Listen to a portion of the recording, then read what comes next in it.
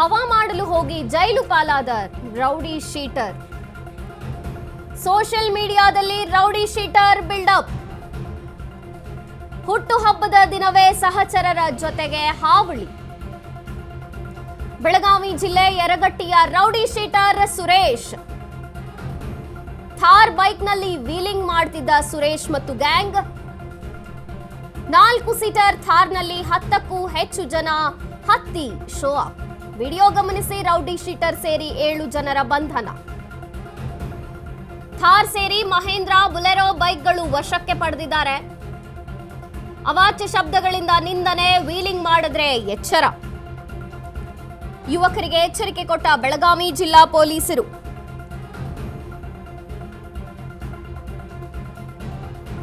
ತಾವು ಹವಾ ಮಾಡ್ಕೊಳಕ್ ಹೋಗಿ ಶೋ ಆಫ್ ಮಾಡ್ತಾರೆ. ಸೋಷಿಯಲ್ ಮೀಡಿಯಾದಲ್ಲಿ ವ್ಯೂಸ್ ಬರಬೇಕು ಅಂತ ಹೇಳಿ ಈ ರೀತಿಯಾಗಿ ಶೋ ಆಫ್ ಮಾಡಿ ಜನರಿಗೆ ಕುತ್ತು ತಂದು ಕೊಡ್ತಾರೆ. ಹುಟ್ಟು ಹಬ್ಬದ ದಿನ ಹಾವಳಿಯನ್ನ ನಡೆಸಿದ್ದಾರೆ. ಅವರಿಗೂ ಕಷ್ಟ, ಜೊತೆಗೆ ಸಾರ್ವಜನಿಕರಿಗೂ ಕಷ್ಟವನ್ನ ತಂದು ಒಡ್ಡುತ್ತಾರೆ. ಥಾರ್ ಬೈಕ್ ನಲ್ಲಿ ವೀಲಿಂಗ್ ಮಾಡ್ತಾರೆ ಸುರೇಶ್ ಮತ್ತು ಗ್ಯಾಂಗ್. 4 ಸೀಟರ್ ನೋಡಿ, ಬರ್ತ್ಡೇ ದಿನನೇ ಸಹಚರರ ಜೊತೆಗೆ ಥಾರ್ ಬೈಕ್ ನಲ್ಲಿ ವೀಲಿಂಗ್ ಮಾಡ್ತಾರೆ. 4 ಸೀಟರ್ 4 ಸೀಟರ್ ಥಾರ್ ನಲ್ಲಿ 10-15 ಜನ ತುಂಬ್ಕೊಂಡು ಹೋಗೋದು, ವೀಲಿಂಗ್ ಮಾಡೋದು ರಸ್ತೆ ಮಧ್ಯೆ. ಫಸ್ಟ್ ಆಫ್ ಆಲ್ ಅದು ಅವರ ಒಂದು ದೃಷ್ಟಿಯಿಂದನೂ ಸರಿಯಲ್ಲ. ಅವ್ರಿಗೂ ಹಾನಿಯಾಗ್ಬೋದು, ಅಪಘಾತಗಳಾಗ್ಬೋದು. ಜೊತೆಗೆ ರಸ್ತೆ ಮೇಲೆ ಓಡಾಡುವಾಗ ಅಕ್ಕಪಕ್ಕದ ಜನರು, ಸಾರ್ವಜನಿಕರು, ಮಕ್ಕಳು, ಮುದುಕರು ಎಲ್ಲರೂ ಇರ್ತಾರೆ. ಎಲ್ರಿಗೂ ಇದರಿಂದ ತೊಂದರೆ ಆಗುತ್ತೆ. ಇಂಥ ವೀಲಿಂಗ್ ಮಾಡೋ ಶೋಕಿಗೆ ಬಿದ್ದು ಸೋಷಿಯಲ್ ಮೀಡಿಯಾದಲ್ಲಿ ವ್ಯೂಸ್ ಬರಬೇಕು, ನಮ್ಮನ್ನ ನೋಡಬೇಕು, ಗುರುತಿಸಬೇಕು ಅನ್ನೋ ಅಟ್ರಾಕ್ಷನ್ಗೆ ಬಿದ್ದು ಯುವಕರು ಈ ರೀತಿಯಾಗಿ ಮಾಡಿಕೊಂಡು ಪ್ರಾಣಕ್ಕೂ ಕುತ್ತು ತಂದ್ಕೊಳ್ತಾರೆ.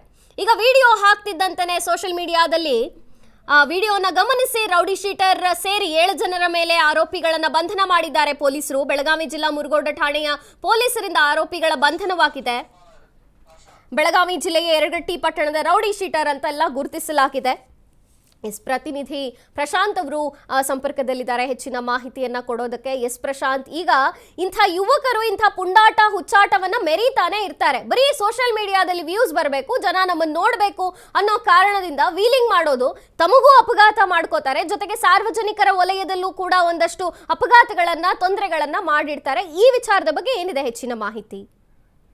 ಖಂಡಿತ ಮಾಂತ್ರಿ, ಏನಂತಂದ್ರೆ ಬೆಳಗಾವಿ ಪೊಲೀಸರು ಈಗ ಸೋಷಿಯಲ್ ಮೀಡಿಯಾದಲ್ಲಿ ಹದ್ದಿನ ಕನ್ನ ಇಟ್ಟಿದ್ದಾರೆ ಅಂತಾನೆ ಹೇಳ್ಬೋದು. ಸೋಷಿಯಲ್ ಮೀಡಿಯಾದಲ್ಲಿ ಹವಾ ಮಾಡಲು ಹೋಗಿರುವಂತಹ ಒಬ್ಬ ರೌಡಿ ಶೀಟರ್ ಮತ್ತೀಗ ಜೈಲ್ ಪಾಲಾಗಿರುವಂತಹ ಘಟನೆಯೂ ಸಹ ನಡೆದಿರುವಂತದ್ದು.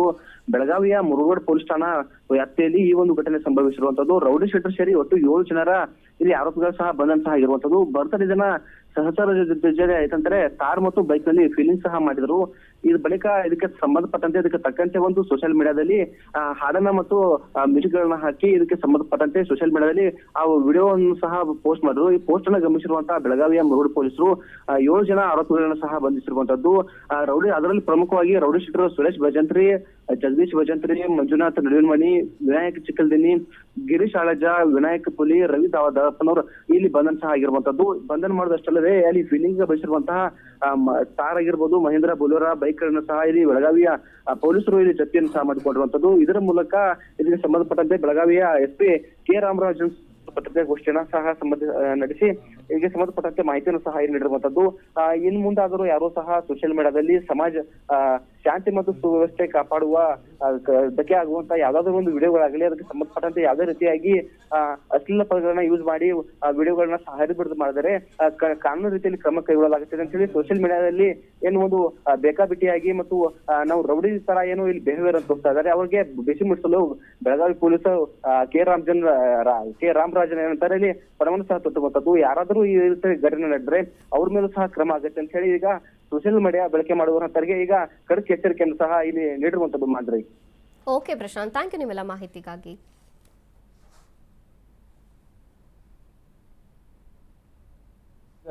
ಉದಾಹರಣೆಗೆ ಥಾರ್ ಜೀಪ್ ಇದಂದರೆ 4 ಜನ 5 ಜನ ಹೋಗೋದಕ್ಕೆ ಅವಕಾಶ ಇರ್ತದೆ. ಅದರಲ್ಲಿ 10-15 ಜನ ಹೋಗ್ಬೋದು, ಅದನ್ನು ವಿಡಿಯೋ ತೊಗೊಂಡು ಹಾಕ್ಬೋದು. ಸೊ ಇಂಥ ಸಂದರ್ಭದಲ್ಲಿ ನಾವು 100% ನಾವು ಕೇಸ್ ಮಾಡ್ತೀವಿ. ಆಲ್ರೆಡಿ ನಾವು ಈಗ ಮುರುಗೋಡು ಸ್ಟೇಷನಲ್ಲಿ ಕೂಡ ಮಾಡಿದ್ದೀವಿ.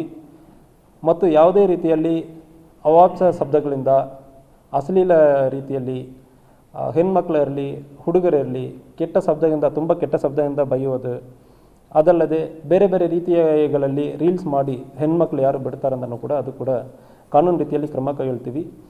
ಸೆಕ್ಷನ್ 296 BNS ಪ್ರಕಾರ ಒಂದು ಕ್ರಮ ಕೈಗೊಳ್ತೀವಿ. ಇನ್ನೊಂದು IT act 67 and 67A information technology act, ಅದರಲ್ಲಿ ಕೂಡ ಅಬ್ಸೀನ್ ಆ್ಯಕ್ಟ್ ಇರ್ತದೆ ಅಂದರೆ ಅದರಲ್ಲಿ ಕೂಡ ನಾವು ಕೇಸಸ್ ಮಾಡ್ತೀವಿ.